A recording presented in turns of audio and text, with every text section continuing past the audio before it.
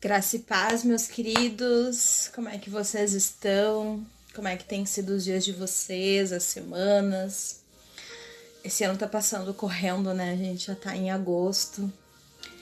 E como eu fiquei de vir aqui falar sobre o profeta Jonas. O Senhor, ele me trouxe a reflexão de Jonas já há algum tempo, sabe? Mas eu meio que fiz que nem Jonas, né? A gente foge aqui, foge ali, se ocupa com uma coisa aqui, outra coisa ali, e acaba deixando, às vezes, algumas coisas passarem batido. Mas nós podemos nos esquecer, mas o Senhor, ele não esquece de nada. Então hoje eu vim aqui compartilhar com vocês sobre Jonas. Quem foi Jonas? Né? Por que ele fugiu da palavra tentou fugir da palavra de Deus? Aqui diz, no livro de Jonas, começa assim: Veio a palavra do Senhor a Jonas, filho de Amitai, dizendo: Dispõe-te, vai à grande cidade de Nínive e clama contra ela, porque a sua malícia subiu até mim. A cidade de Nínive era uma cidade idólatra, era uma cidade onde eles serviam muitos deuses, adoravam outros deuses e eles viviam um pecado muito grande. E Jonas, ele era um homem temente a Deus. Tanto que Deus chamou ele para que ele fosse e entregasse a palavra dele, né? Levantasse um clamor contra aquele povo, para que eles pudessem saber, olha, né? Deus está vendo tudo que vocês têm feito e tudo que vocês têm feito não tem agradado ao Senhor, então é tempo de vocês se arrependerem. Dá tempo ainda de vocês se arrependerem e voltarem para os caminhos do Senhor ou conhecerem os caminhos do Senhor, né? Essa era a instrução para Jonas, para que ele fosse e clamasse contra aquela cidade, para que eles pudessem se arrepender.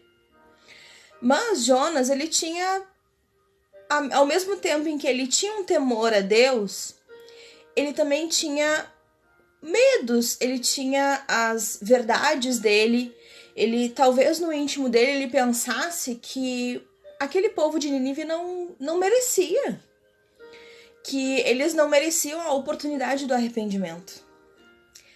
Talvez ele pensasse isso, ou talvez por medo do que as pessoas iriam falar, do que as pessoas iriam pensar, se de repente as pessoas iriam fazer chacota dele, né? Porque, tá aqui falando de Deus, tá aqui dizendo que a gente tá pecando, que a gente tem que se arrepender, né?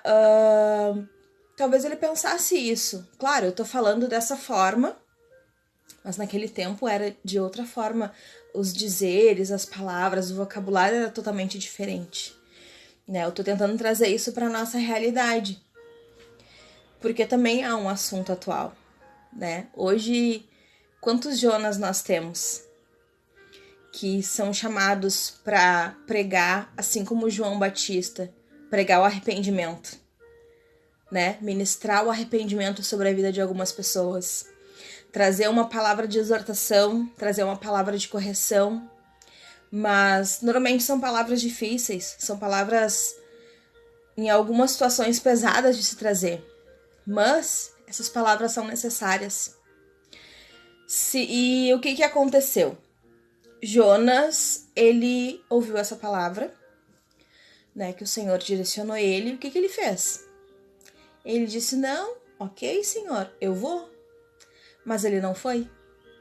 Ele pegou um barco, aqui diz, no versículo 3. Jonas se dispôs, mas para fugir da presença do Senhor para Tarsis. E tendo descido a Jope, achou um navio que ia para Tarsis. Pagou, pois, a sua passagem e embarcou nele, para ir com eles para Tarsis, para longe da presença do Senhor. Ele tentou fugir da presença do Senhor. Ele tentou fugir do chamado dele. Ele tentou fugir do propósito que Deus tinha para outras vidas através da vida dele. Mas, continuando ali no decorrer da leitura, nós vemos que ele não consegue se esconder. Ele não consegue. Deus vê onde ele tá, Deus vê o coração dele, Deus vê qual era a intenção dele e lança uma grande tempestade sobre o navio onde ele estava.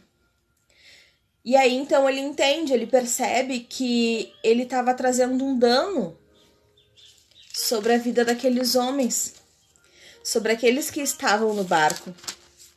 Ele estava trazendo um dano sobre a vida deles. Por quê? Porque ele estava se negando a ir pregar para Nínive, a ir falar sobre o arrependimento, sobre a justiça, sobre a ira que iria cair sobre eles. Ele estava se negando a fazer isso. Mas Deus, ele é tão misericordioso que ele ainda deu a oportunidade de ele voltar atrás daquilo, e ele reconheceu o erro dele, e aí sim partir.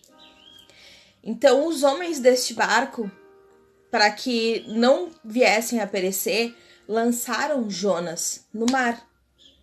Conforme ele mesmo havia dito, não me lancem no mar, porque essa tempestade está acontecendo por minha causa, porque eu estou fugindo de Deus. Porque eu estou fugindo da palavra de Deus.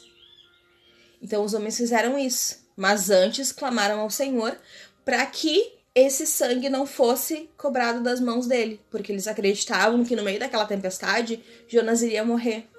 Mas Deus, ele tem um propósito tão grande na vida de Jonas, e maior ainda para a vida dos ninivitas, que o Senhor não permite que Jonas morra. O que acontece?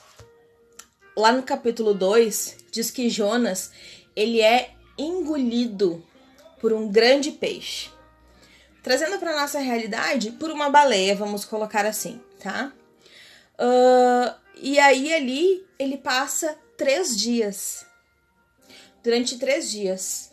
A gente pode se pensar, não, é impossível uma pessoa sobreviver 3 dias dentro da barriga de um peixe. Seja tubarão, seja baleia, seja, enfim, qualquer tipo de peixe grande o suficiente para engolir um homem. Não, é impossível. Primeiro porque o peixe em algum momento vai mastigar, tá? Poderia macerar aquela carne. Tem os sucos gástricos do estômago, que a gente sabe. Não sei como é que é, né? Dentro de um peixe, assim, grande. Mas na Bíblia também relata que o rosto dele foi envolto por algas. Então isso é uma coisinha, é um algo muito precioso.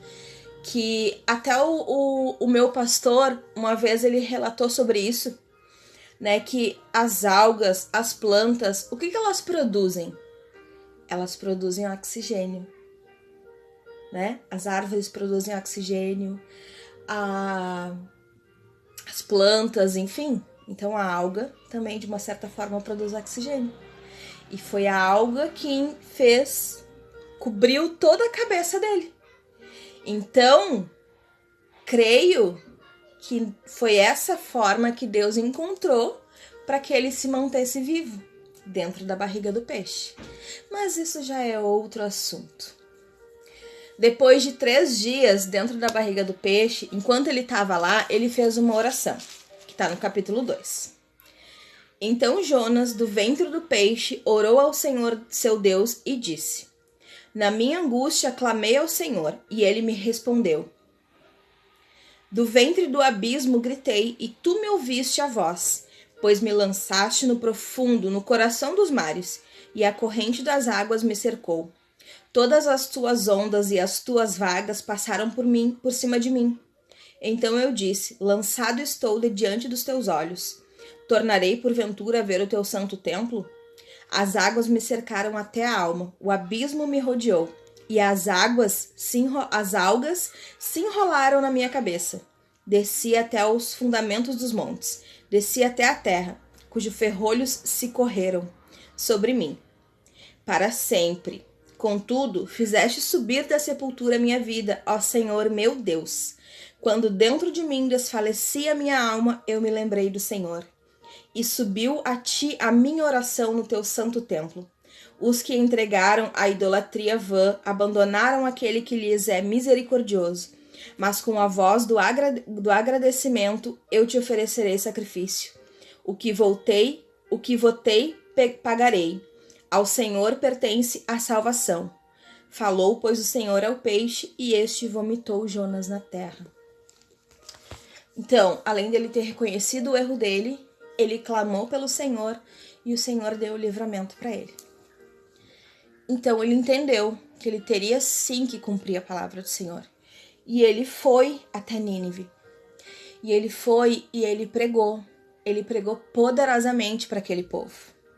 E todo esse povo, ele ouviu aquela palavra e essa palavra penetrou no coração deles e eles se arrependeram dos seus pecados, se arrependeram das suas vãs idolatrias, se arrependeram dos seus maus caminhos e se voltaram para Deus.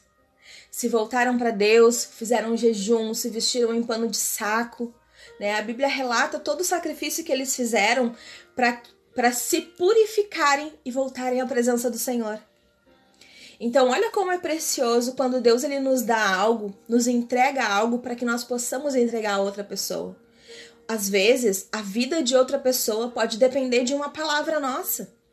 Pode depender de uma oração, pode depender de um abraço. Mas quando o Senhor ele te chamar, vai ao encontro do Senhor.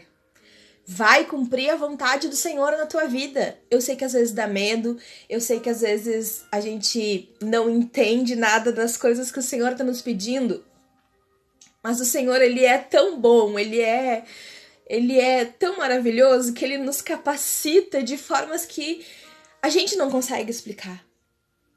Então, se o Senhor ele te deu um chamado, cumpre ele. Busca ele, serve ao Senhor com toda a tua força, com todo o teu fôlego, com todo o teu ser. Porque vidas podem ser salvas através do teu chamado.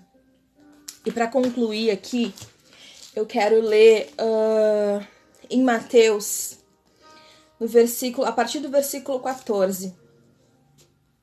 Vós sois a luz do mundo. Não se pode esconder a cidade edificada sobre um monte, nem se acende uma candeia para colocá-la debaixo do alqueire, mas no velador e alumia a todos os que se encontram na casa. Assim brilhe também a vossa luz diante dos homens, para que vejam as vossas boas obras e glorifiquem ao vosso Pai que estás nos céus. Vocês foram chamados para ser luz, para ser sal, para salvar vidas. Não tentem se esconder, não fujam do Senhor. Simplesmente se permitam ser usados de uma forma poderosa. Que hoje essa palavra ela possa te trazer uma reflexão e possa te dar uma direção. E o Senhor possa te usar poderosamente. Que Deus te abençoe e abençoe aqueles que estão ao teu redor. Amém.